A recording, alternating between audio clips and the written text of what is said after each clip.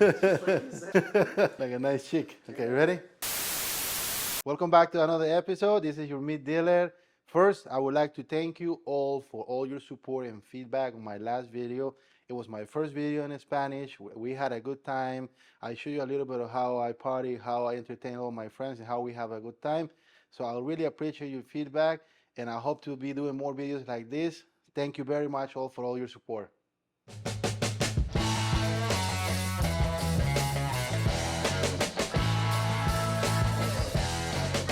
Today's episode is going to be a little bit different. So this is actually something that I do every day at work to try and to test new products. So here we have two tomahawks. These tomahawks are American Wagyu tomahawks. Thank you to my friends to Honor Wagyu for sending these over. We're going to be testing this out just like I do at work. One of the important things about American Wagyu that we need to understand is that this product is completely different than Australian and completely different than Japanese. First of all, it is Wagyu. You can see the marble. I think this is a marble score 4-5. I think they call it a gold label. One of the most important things that we need to understand when we're buying Wagyu, one, what's the percentage of Wagyu genetics on this product? In the US, I don't know if the market is not that developed or it's just because this is the way we do things here in the United States, but they don't tell you what's the percentage of Wagyu genetics on this product. That's the first thing. It's important. Definitely, this is going to be something called F1, which is the first crossbreeding process. So I'm expecting to be at least 50% Wagyu genetics.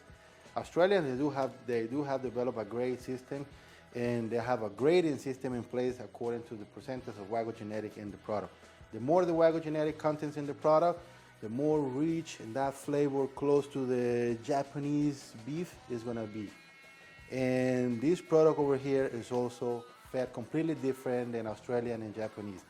This is fed as any other cattle in the United States, which is something that I always be against it, because if you're doing all the effort to bring some embryos from Japan and try to raise the product here, why you feed it like any other cattle in the United States? You're not gonna develop the characteristics of this specific breed if you feed the animal just like any other cattle in the United States. So flavor wise, what to expect here? This is I would say this is more like a prime plus eating experience. It's not gonna be rich, it's not gonna be overwhelming like some Australian high scores or Japanese. This is just gonna be great. It's gonna have a nice flavor, but don't expect that richness the Japanese or Australian beef has after every bite. So we're gonna start with the experiment and we're gonna try this. As you can see, the marble here, it's a little bit above prime, I will say. It's a nice developed muscle, nice color, nice fat. We have a nice eyes, marble eyes, rib cap, perfect. Usually at work, we don't put any seasoning. We just go plain because we want to try it. We want to taste the beef flavor and we want to taste the actual product. But I'm not at work and I don't want to sacrifice my day like that. So salt, garlic powder, and black pepper. That's how we're going to go. So one of these tomahawks is going to be smoked, and then we're going to sear that in the grill. And then this one is going to be reverse sear. Same thing. We're going to finish this in the charcoal grill.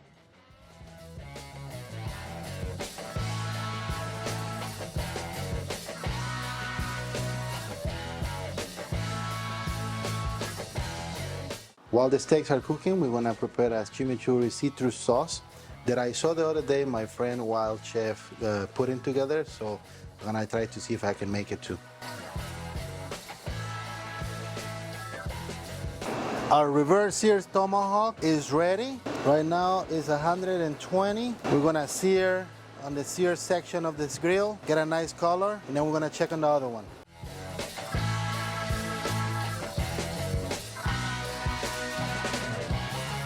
Let's check the smoker now. Barbecue is fun, but in Florida, it's super hot. So let's check now on our smoked tomahawk.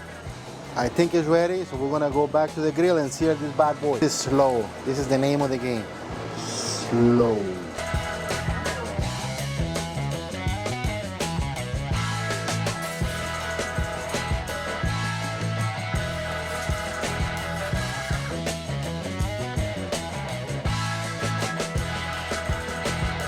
tomahawks are ready. We're gonna let it rest and then try it.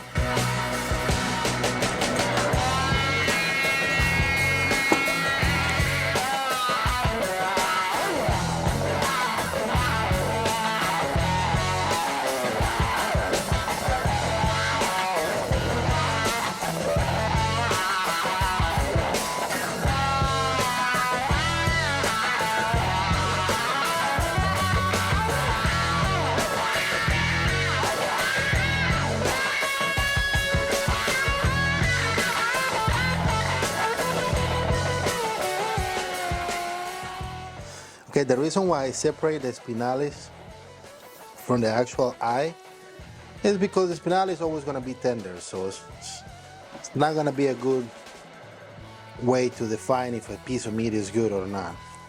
No matter which grade and which breed the animal, the steak is always going to be tender. Here we have a reverse sear smoked tomahawk, and here we have a reverse sear grilled tomahawk.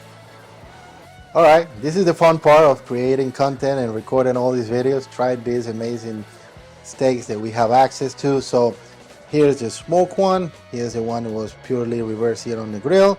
So let's start with this one. Super tender. I was expecting that.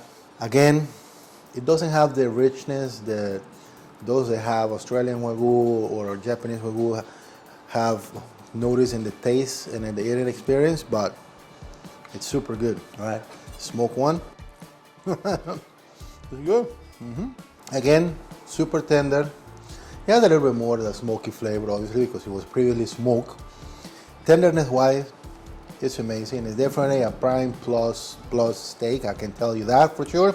Beef flavor, like any other steak, you know, domestic steak. It's mild, it's not that strong, it's not that beefy. This is one of the things that I'm not a big fan of American Wagyu. I think American Wagyu is definitely a good way for those ones that are curious about Wagyu and would like to get a taste of it or get familiar with the eating experience. So I think it's a good way for beginners to try and get into the Wagyu world. And then I will suggest you try Australian, and definitely, if you're willing to spend that money, get the Japanese product. But again, it's just a prime plus steak, in my personal opinion. Nothing wrong, nothing bad, but it's just about that. Now, let's try with the citrus chimichurri sauce that we made. That balanced this out so well.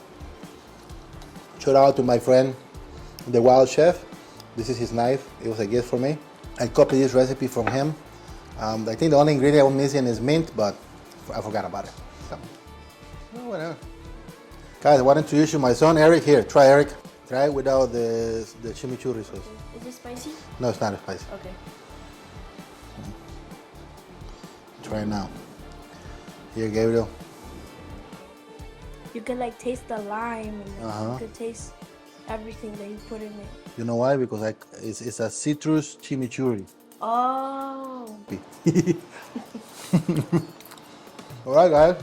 Oh, hold on. You haven't tasted spinalis yet. This is what everybody wants. Cheers. Cheers. That is the only part that feels very rich. All right, guys. This is it for today. We gotta go. Thank you for watching. We'll see you on the next one. You good? Don't forget to like and subscribe and put on post notifications. Yeah. Thank you.